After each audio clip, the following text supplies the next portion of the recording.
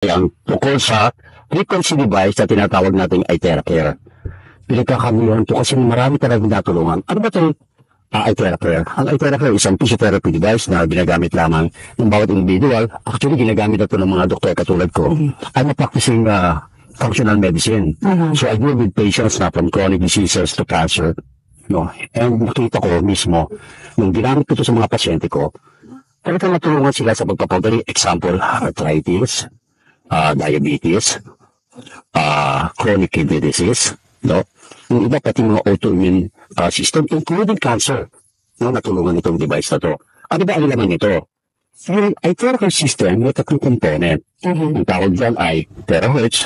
Ang terahertz is a frequency na napaka-safe because it resonates with our body. Ibig sabihin, hindi nasisira ang normal cell. Ang nasisira ay cancer cells, bacteria, fungus, lahat ng toxins nasisira.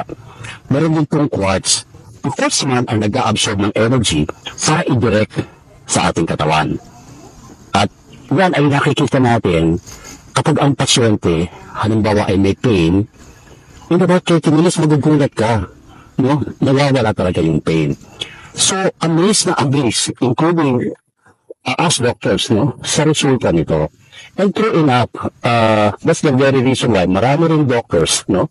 Ang gumagamit na ngayon ng iTheracare sa kanilang practice. Ano ba siya nag-work? Okay, napakagandang tanong yan. Alam mo, itong ating device, para lang siyang blower kung titingnan mo, no? Paano pa talaga nakakatulong? Alam mo, yung pag-terahertz, yung terahertz ay pumapasok sa ating cell. Pag-usapan natin kasi ang explanation dito, cellular level. Kapag ang terahertz ay pumasok sa cell, yung pinaka-bacteria natin, yung mitochondria, ay na-energize. So, kapag ka na-energize ang cell, yung buong tissue, yung buong organ, at buong tao, yung katawan ng tao, ay gumaganda. Kaya nawawala yung inflammation, gumaganda ang circulation, natatanggal ang mga toxin, ang delivery ng oxygen maganda. Kaya, malaking tulong, especially kung ginamit mo siya for about 15 to 30 minutes, depende kung anong klaseng device ang ginagamit. O, tanongin kita, ikaw ba, kung wala kang nararamdaman, gusto mo maging feeling young, malakas lagi ang katawan, at siyempre anti-aging. Isa sa pinakamagandang effect nito ay pag binlower natin yung spine sa likod, na-stimulate ang production of stem cells. Alam naman natin ang stem cells, nakakabata, nakakalakas ng katawan, repair and replace damaged cells. So, importante kung ito ay ginagamit mo araw-araw, nakikita mo yung big change in your aging, biological age, no? And yung system mo, gaganda talaga. Meron ba yung mga side effect at pwede bang gamitin yan ng kahit sino?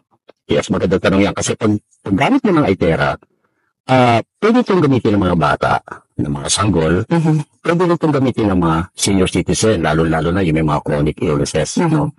Tungkol sa side effect, wala pa akong nakita sa mga nabasa kong mga research papers and materials, including my own personal account. Pwede siyang gamitin everyday, no? Depende kung anong gamit mo, 15 to 30 minutes or 45 minutes at most. You can also do this 2 times a day, at least 4 hours interval. Okay. Tapos siyempre, lagi sila suggest namin, iinuman mo siya ng terahertz water. Ang terahertz water, pag binlower mo yung water, ordinary mineral water or tap water, no, na iniinom natin, nagiging maganda yung circulation. Gumaganda yung flow, hindi nagiging dikit-dikit yung mga red blood cells natin, at malaking tulong ito, lalong-lalo na sa may mga heart disease, sa mga brain problem, including diabetes. Okay. Ito yung tinatawag natin pro, no? Ito yung pinaka-high-end, no? Ang paggamit mo ito, mas malakas ang kanyang terahertz frequency, no? At pwede mo siyang gamitin, including yung kanyang heating ability in the next 5 hours. Idagdag ko pala, kaya importante na gumamit ka ng pro, because ito ay mayroong cold setting. Ibig sabihin, pag cold setting, pwede mo siyang gamitin sa face, sa mata, including doon yung mga cataract or glaucoma, sa mga baby, no, na mai-irritate sa mainit na hangin, no? Alam mo ba na pwedeng gamitin yung cold setting sa mga pets? Napakaganda. So, pwede siyang gamitin sa mga pets? Oo. Alam mo ba na ginagamit ito sa mga veterinary clinics sa abroad? So, hopefully, pag nakita ito ng mga vet natin, apply nila ito sa kanilang practice. Yung kanilang mga fruits and veggies, hindi agad na sisira pagka binlower nila, bago nila ito itabi. May mga proven ba tayo ng mga testimonials, o kaya personally, as a doctor, nagamit ko ba sa sarili niya, sa pasyente? Oo, alam mo, unang-una ko itong ginamit sa anak ko. yung anak ko kasi merong cholelithiasis o bato sa abdo.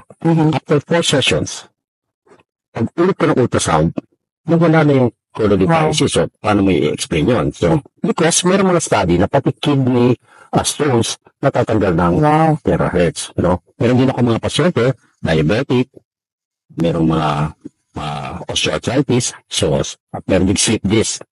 Mataba kasi ito, kaya hirap na hirap yung kanyang tuhod. And 30 minutes na ginamit ko to, nakalakad.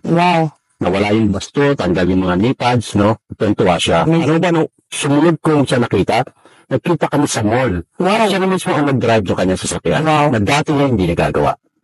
Okay? Pero, pag titingnan mo sa yung mga mahilig magtingin sa internet, napakaraming research studies, published, no? At pinag-aralan siya talaga. Ang terahertz talaga ay mayroong science kung bakit siya nakakatulong magpagaling ng tao.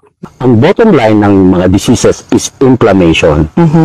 Kapag sa-address mo ang inflammation, halos karamihan ng sakit na ang dahilan ay inflammation, makakatulong ang eye therapy.